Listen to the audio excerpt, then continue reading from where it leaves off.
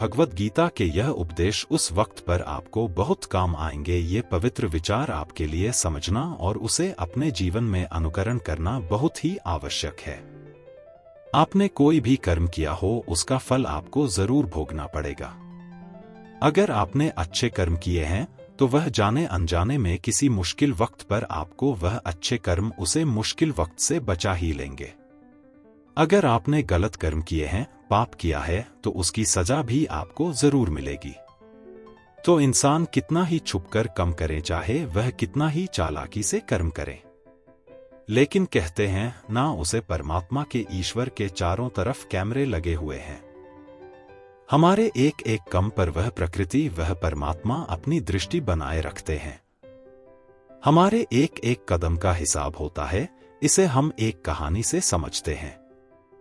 एक गांव में दो मित्र रहते थे। उन दोनों ने विचार किया, इस गांव में हम धन नहीं कमा पा रहे हैं। वह दोनों धन कमाने घर चले गए। कुछ वर्ष वहां रहकर उन्होंने काफी धन कमाया। फिर सोचा कि अब हम अपने घर वापस चलते हैं और हमने अच्छा खासा धन कमा लिया है। उस समय पर यातायात की इतनी सुविधा नहीं होती थी। वह अपने बैलों पर ही यात्रा कर रहे थे। चलते चलते मार्ग में रात हो गए तो उन्होंने विचार किया कि आज रात हम यही विश्राम करते हैं। एक मित्र ने कहा कि मैं यहां पर रहकर धन की रक्षा करता हूं, तुम बाजार जाके भोजन की व्यवस्था कर लो। जब वह मित्र बाजार गया तो उसके मन में पाप आ गया।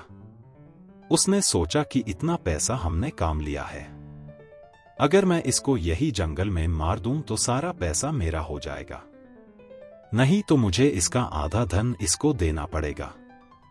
मन में यह खोट आने पर उसने अपने मित्र के खाने में जहर मिला दिया और जब वह खाना लेकर के अपने मित्र के पास गया तो उसका मित्र वो जहर वाला खाना खाकर वहीं पर उसकी मृत्यु हो गई। वह व्यक्ति सारा धन लेकर के अपने घर वापस आ गया। ऐसे ही समय बीतता गया और एक दिन उसके घर में पुत्र ने जन्म लिया, लेकिन हर वक्त उसका पुत्र बहुत बीमार रहता था। अपने जीवन में जो कुछ भी धन कमाया था उसका वह सारा धन अपने बेटे के इलाज में ही खत्म हो गया। बेटा बड़ा होता गया और इसका धन नष्ट होता गया। जब उसका बेटा थोड़ा और बड़ा हो गया तो उसके पिता ने पूछा कि बेटा तू इतना बीमार क्यों रहता है, तू ठीक क्यों नहीं होता? मैंने अपनी जिंदगी का सब कुछ तुझ पर लगा दिया है, फिर भी तेरी तबीयत ठीक नहीं रहती। तो उसके बेटे ने बोला, कौन सा बेटा और कौन सा पिता? मैं तो तेरा वही मित्र हूं जिसको तूने जंगल में जहर देकर मार दिया था। मैंने अपना वही हिसाब पूरा करने के लिए तेरे पुत्र के रूप में तेरे ही घर में आया। अब मेरा तेरा हिसाब बराबर, अब मेरा जीवन यही समाप्त होता है।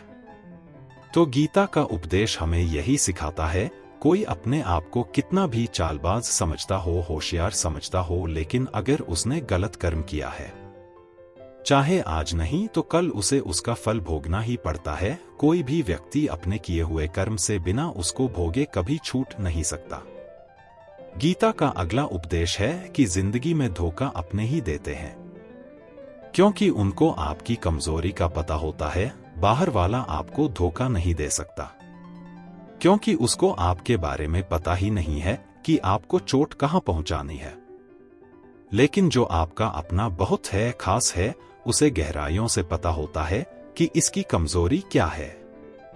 ऐसा क्या करें जिससे इसको दर्द पहुंचा जा सके, जिससे इसको हम नीचा दिखा सकते हैं, इसको चोट पहुंचा सकते हैं। यह कलयुग है, इसमें बाहर वालों से नहीं, जो हमारे अपने हैं ना, उनसे ही सावधान रहना होता है। महाभारत का युद्ध दो अलग अलग राज्यों में नहीं हुआ था, बल्कि एक ही परिवार के भाइयों में हुआ था।